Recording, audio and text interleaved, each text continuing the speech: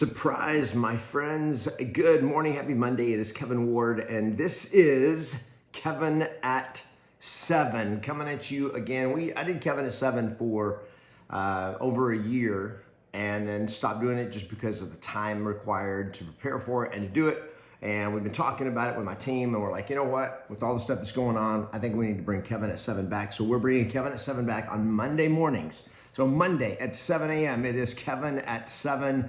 And so I am looking forward to being here. We did not announce it. We did not say anything about it. We just like, you know what? Let's just bring it back. And so this on Monday is going to be the end of my personal morning ritual. So good morning. Welcome. Thank you for joining me.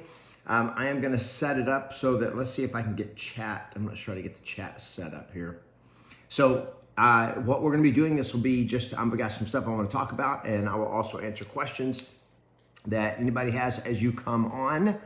And when you come on, you just type in the chat bar where you are and what's going on. So welcome and good morning, everybody. So I want to talk about winning today because I want to talk about winning when everything is shut down.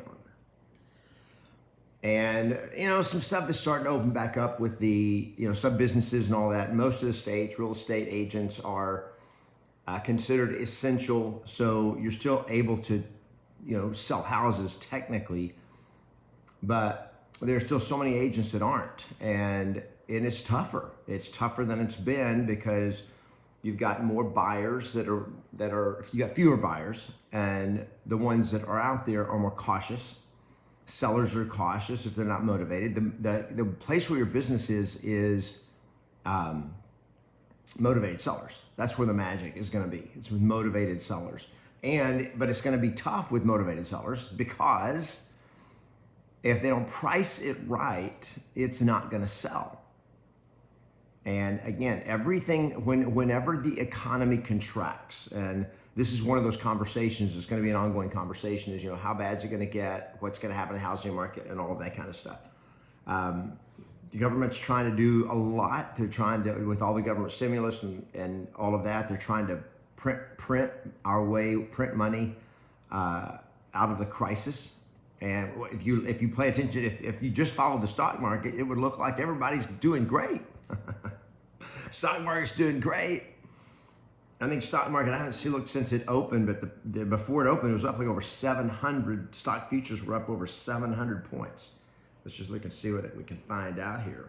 What's the stock market? The stock market is up 731 points so far today. So what does that tell you? It tells you that the stock market is not based on reality, my friends, because the reality is there's over 36 million new unemployed people in America officially. There are small businesses are shut down across America. Not all small businesses, but there are tens of thousands, if not hundreds of thousands of small businesses that are closed. The ones that are open with massive limitations. As they get ready to open restaurants back up, you're talking about, a quarter to a fifth or worse of the amount of customers that you used to could allow in are going to be allowed in the restaurants. And so, the order out, the pick up and delivery and all that, it's the way they're going to be doing it for a long time. The travel industry is shut down. Your non-essential businesses are still closed. I live in LA, here in Redondo Beach, and in LA, we're shut down through July. Okay, with pretty well shut down through July, at least. And so what happens? The economy, 70% of the economy is consumer spending. Are you spending more or are you spending less than you were spending before all this happened? How much less are you spending? Well, it's not any different for anybody else. You've got all these people, besides the 36 million unemployed, you've got millions that are not officially unemployed because they're independent contractors, they're 1099s, they're the gig people that they get paid for gigs. In other words, they're independent contractors, they're 1099. And so they don't show up in the official unemployment count. And yet that's what's happening. And then the Fed stimulus with printing trillions of dollars, as if that is a long-term fix. That is a short-term fix. That is a blood transfusion when our economy right now is bleeding out. And I'm looking at I was looking at the Wall Street Journal, and they're talking about mortgages, what's going to happen. The mortgage industry is what's going to happen to that one. All the mortgages, you got 8%. Over 8% of all mortgages in America are in forbearance. Over 30% of mortgage holders, but homeowners that have mortgages on their house, over 31% did not make their full house payment in April.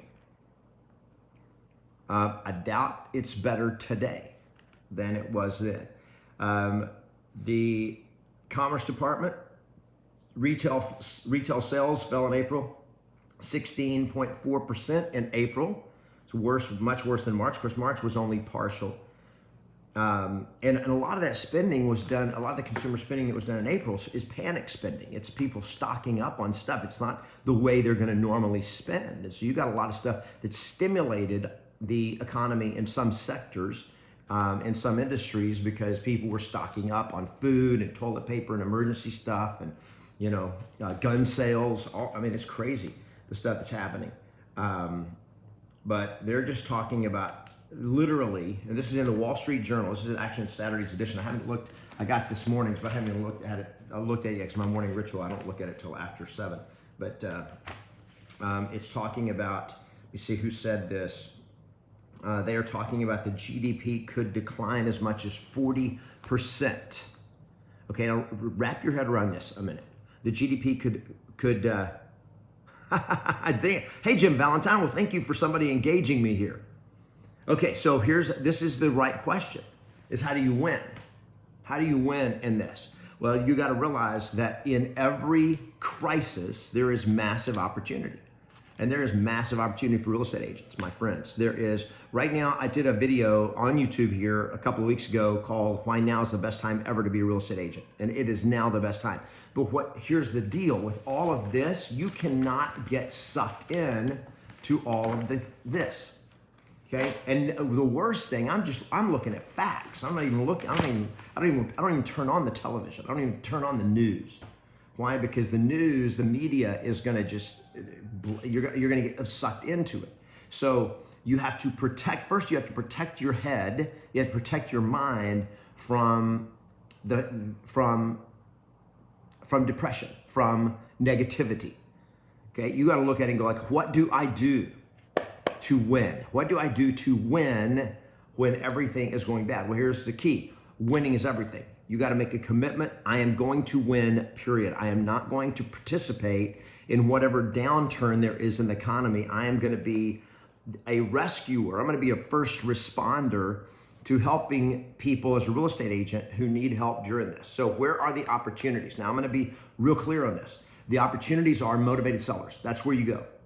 You be searching for motivated sellers. Now, who are going to be the motivated sellers? Now, I'm talking about this everywhere. Motivated sellers. Hey guys, on the beach. Wow. Watching through Xbox, can't chat. Okay. Hello guys. Well, thank you for joining me. Got somebody here, Respaldo from Chile. It's good to see you. Good morning. So here's the opportunity with listings, and I'm talking about this everywhere. And I'm getting ready to release. We're creating a brand new training that is kind of the best of the best strategies for how to win in this economy, in this market, and what's coming, the aftermath of the corona crisis. Because once the corona crisis is gone, now you got the economy to deal with, and that is the shutdown of the economy of people, how people are going to be living and spending different, shopping different, and interacting different, and all of that. That's long term. That's not short term. So where are the opportunities? Sellers, motivated sellers. Who are the motivated sellers right now? Well, Airbnbs, all your non-owner occupied properties, they're all high probability sellers. Every non-owner occupied property. Now, what are non-owner occupied properties? Well, number one are probably the hottest and the most pain is with your vacation rentals. So if you're in a market where there's a lot of vacation rentals, and even if you're not, there's some. But anywhere where there is Airbnb owners, you reach out directly to the Airbnb owners and just say, hey, I know, with all the stuff that's happening, it's been pretty damaging. Wanted to just touch base, see if there's anything I could do to help, see if you're thinking about selling, and if I can help you get that done. Just start the conversation, okay? Number two, so your vacation rentals, fast. All investors are prime game for selling their portfolios of real estate. Now, doesn't mean all of them are gonna, because some of them are gonna, they got good cash flow. Rental market is not gonna go in the toilet, although you got a lot of people not paying rent, lots of them. But here's what's gonna happen. The investors operate on a premise, a traditional premise of real estate investing. What is it? You buy low and you sell high. So they bought low, they bought back in 2009, 10, 11, 12, and then you sell high, and they're looking at it, and the majority of investors are baby boomers. Okay, the majority of investors are baby boomers. They're in their late 50s or 60s and their 70s, and they're looking and going like, okay, the market has, I've ridden 10 years of market appreciation, and it looks like the market has peaked. We're probably coming down now. That's just the way it goes when the economy is in the toilet the way it is. You cannot stimulate yourself out of a housing adjustment. And so these investors are gonna be selling, they're gonna be liquidating. And again, not all of them, but a lot of them are. Great place to go look. The other place is all your baby boomers who are live in big houses. Those live in 3,000 square foot houses and above, they're all gonna be downsizing. And this is a long play, this is not a short play. This is starting now for the next 10 years. Because baby boomers, they're in their mid to late 50s, they're in their 60s, they're in their 70s. It is over 70 million Americans. Most of them are homeowners. Okay, now pay attention here. Most of them are homeowners. They raised their family in this big house, and now they're empty nesters. It's just the two of them. And they've ridden the wave of appreciation. They bought their house back in 2002, 18 years ago. They bought their house in 2010, 10 years ago. They bought their house back then, and they've enjoyed the appreciation. They've been talking about downsizing for the last 2, 3, 4, 5 years. But there was no pain, there was no need there was no pressure to downsize because their house was worth more every year. And they're like, man, we're enjoying the house, everything's good, the economy is good, our home's worth more right now than it was last year, so let's just ride it out. And they're riding it out, and all of a sudden, boom, they look around and go like, okay, I think it's time to get off the ride. The appreciation of our house is probably over, because they remember 2008. They remember 2000. They remember the savings and loan crisis. They remember stuff that some of you younger folks don't remember at all. They've been through the pain, and they're like, I don't want to take a chance. If we sell the house now, we can downsize, and we can protect our equity. We can protect our financial nest egg. And a lot of it is in their house. Now, here's the beauty of downsizers. Okay, number one, they have equity and they have nice houses. Now, not all of them, but there's just over 70 million of these baby boomers in the US. And the majority of them are homeowners. The majority of them have lots of equity because they've owned their homes for a long time.